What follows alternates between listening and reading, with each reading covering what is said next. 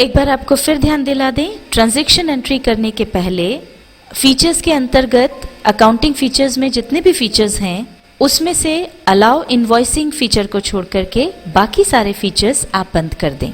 इस बारे में हम आपको टैली के पार्ट 20 में भी समझा चुके हैं। आइए अब हम देखते हैं हमारा अगला ट्रांजैक्शन। अगला ट्रांजैक्शन भी 5 अप्रैल का ही है। मोहन सोहन एंड कंपनी से नगद माल खरीदा 7,000 रुपए का। प्रभावित होने वाले खाते वही हैं, परचेज अकाउंट और कैश अकाउंट, जो कि नॉमिनल अकाउंट और रियल अकाउंट के अंतर्गत आते हैं और नियमानुसार यहाँ पर परचेज अकाउंट डेबिट होगा, कैश अकाउंट क्रेडिट होगा। अब हम देखते हैं इसका इनवॉइस। यह है इसका इनवॉइस। इनवॉइस नंबर है 25, तारीख 5 अप्रैल की है। डिटेल्स है रेड चिली पाउडर यानी लाल मिर्च पाउडर खरीदा 100 किलो 70 रुपए प्रति किलो के हिसाब से, तो ये इसका टोटल अमाउंट आया 7,000 रुपीज। अब हम देखते हैं इसकी एंट्री कैसे की जाए। इसकी एंट्री भी वैसे ही होगी जैसे हमने पिछली एंट्री की थी। अब ये परचेज वाउचर में हमारी तीसरी एंट्री हो रही है, इसलिए अपने आप यहाँ पर तीसरा नंबर आ गया है। इनवॉइस नंबर अभी हमने देखा था 25, वो हम यहाँ डाल देंगे। डेट 5 अप्रैल ही है और यहाँ पर ट्रांजैक्शन की जो डेट है वाउचर डेट वो भी 5 अप्रैल ही रहेगी। एंटर प्रेस करके आगे हम आए, क्रेडिट होगा कैश अकाउंट, तो हम कैश सिलेक्ट करके एंटर प्रेस कर देंगे। अमाउंट यहाँ डाल देंगे 7,000 रुपीज़।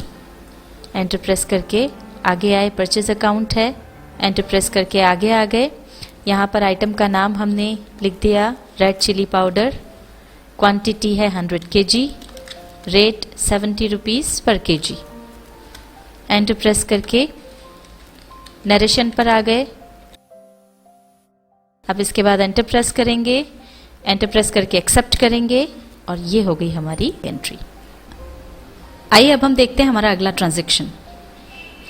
हमारा अगला ट्रांजैक्शन हुआ 6 अप्रैल 2010 को, जिसमें कि भवन खरीदा गया 1 लाख रुपए का।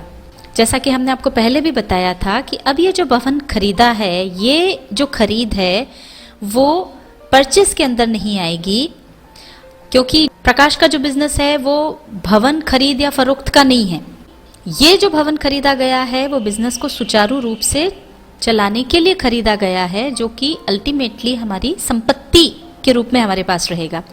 इसलिए भवन जो है वो आ जाएगा बिल्डिंग अकाउंट में, जो कि रियल अकाउंट के अंतर्गत आती है। और चूंकि 1 लाख रुपए में वो खरीदा गया है कैश में, तो ये कैश अकाउंट हो गया, जो कि आता है रियल अकाउंट में। यहाँ पर दोनों ही रियल अकाउंट्स हैं, तो रियल अकाउंट के जो नियम है उसके अनुसार जो व्यापार में आए उसे डेबिट करते हैं और जो व्यापार से जाए उसे क्रेडिट करते हैं। चूंकि बिल्डिंग व्यापार में आई है इसलिए बिल्डिंग अकाउंट डेबिट होगा, और कैश व्यापार से गया है इसलिए कैश अकाउंट क्रेडिट होगा।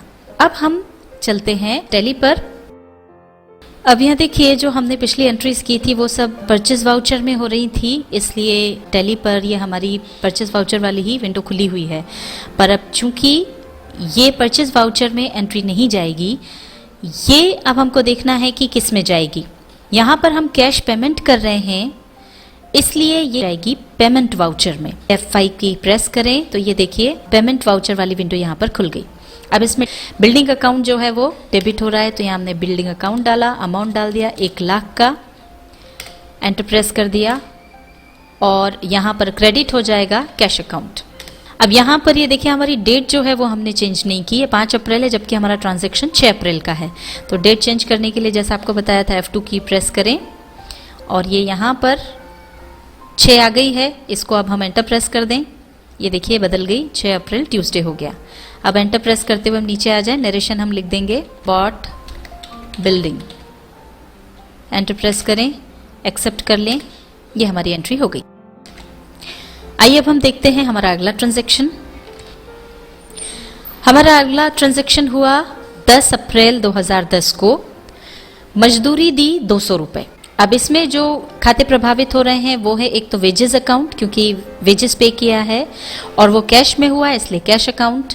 वेजेस जो है हमने जो मजदूरी दी है वो एक तरह का खर्चा है, तो वो आ गया नॉमिनल अकाउंट में और कैश अकाउंट तो रियल अकाउंट होता है। इनके नियमानुसार वेजेस अकाउंट यहाँ पर डेबिट होगा और कैश अकाउंट क्रेडिट होगा। अब हम चलते हैं टैली पर। अब ये हम हमारे पेमेंट वाउचर पे आ गए। हमको देखना है अब ये एंट्री किस वाउचर में जाएगी।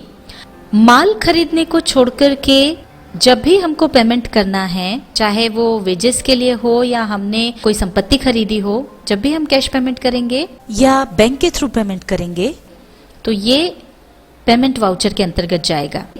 ये यहाँ पर वाउचर में यहाँ पर नंबर बदल गया है, नंबर 2 ये आ गया। अब सबसे पहले हमको यहाँ पर देना है डेबिट। डेबिट हो रहा है वेजेस अकाउंट, तो ये हमने लिया, यहाँ पर हमने 200 रुपये डाल दिया। अब हम तारीख जो है वो बदलेंगे। इसके लिए F2 की प्रेस करें। यहाँ पर हमको 10 तारीख लेनी है, 10 तारीख हमने ली, एंटर प्रेस किया है, देखिए तारीख बदल गई। अब वेजेस अकाउंट डेबिट हो गया है, तो क्रेडिट जो है वो होगा कैश अकाउंट। नरेशन हम लिख दें पेड वेजेस, एंटर प्रेस किया, एक्सेप्ट कर लिया।